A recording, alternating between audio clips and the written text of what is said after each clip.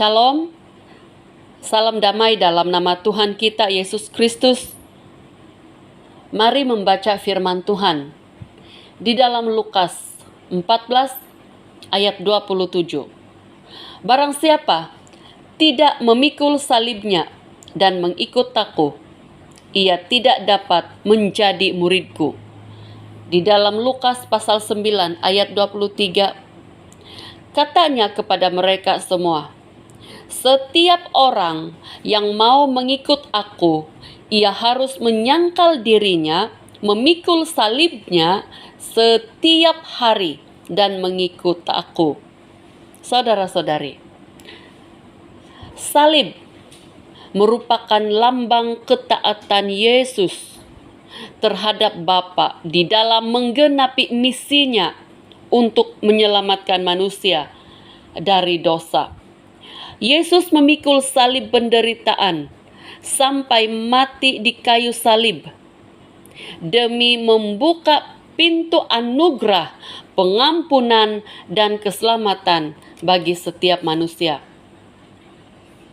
Firman Tuhan yang kita baca sebentar tadi memperingatkan kita, jika kita mau menjadi murid Kristus, kita harus menyangkal kepentingan diri dan memikul salibnya setiap hari. Apakah salib kita yang harus kita pikul setiap hari demi mengikuti Yesus? Salib adalah suatu lambang ketaatan kita akan firman Tuhan. Ketika kita memilih untuk mengikuti Yesus, kita berhadapan dengan risiko akan dibenci oleh dunia.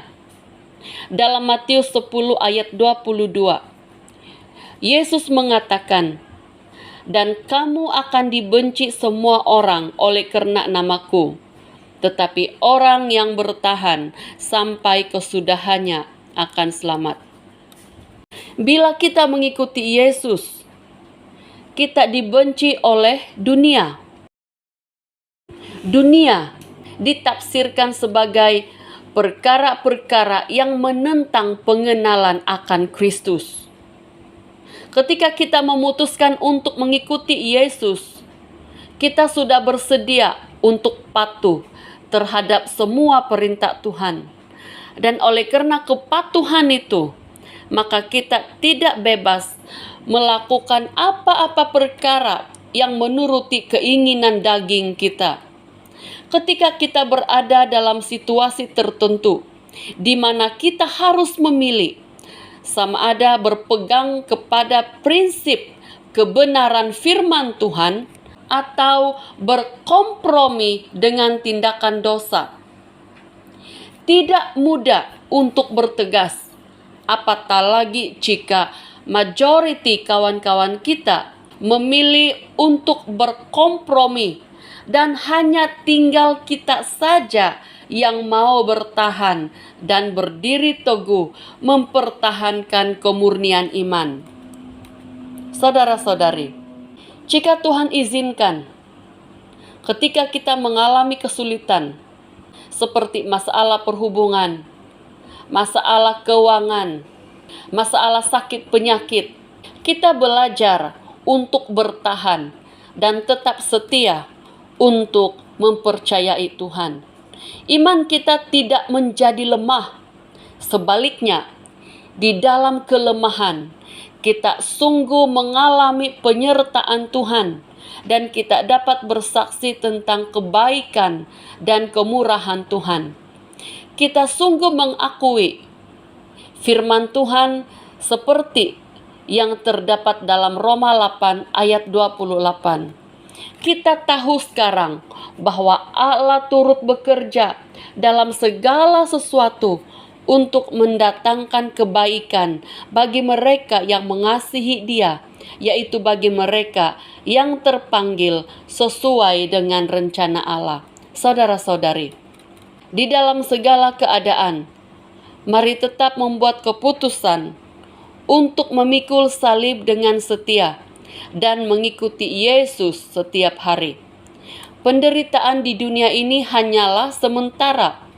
Ketika kita memutuskan untuk memilih Tuhan, maka itu berarti kita mempersilakan Roh Tuhan untuk menolong kita menghadapi apapun tekanan. Di dunia ini, demi salib Kristus, kita menderita. Namun kita ada penghiburan. Firman Tuhan berkata, orang yang bertahan sampai pada kesudahannya akan selamat. Di dalam Roma 8 ayat 18, Rasul Paulus berkata, sebab aku yakin bahwa penderitaan zaman sekarang ini tidak dapat dibandingkan dengan kemuliaan yang akan dinyatakan kepada kita. Saudara-saudari, mari setia memikul salib. Setiap kita ada salib yang harus dipikul sesuai dengan panggilan Tuhan kepada kita. Tuhan Yesus berjanji akan menyertai kita melalui Roh Kudus-Nya. Kita tidak berjalan sendirian. Tuhan Yesus menyertai kita sampai akhir zaman. Mari kita berdoa. Tuhan Yesus, terpujilah nama-Mu. Di dalam Engkau kami memperolehi janji yang menguatkan dan memberi kami penghiburan. Sekalipun kami menderita demi nama-Mu, kami tetap bersyukur. Selagi kami di dalam jalan-Mu, kami tidak perlu khawatir. Selagi kami mengikuti Tuhan, ada damai sejahtera sorga yang tak terbatas, mengalir masuk ke dalam hati kami, sehingga sekalipun di dalam tekanan dan kelemahan, kami mengalami kekuatan yang baru dan baru setiap hari. Terima kasih kebaikan-Mu Tuhan. Kami mau memikul salib dengan setia sampai akhir hayat kami. Hanya di dalam-Mu Tuhan kami mau berserah. Terima kasih Tuhan. Amin.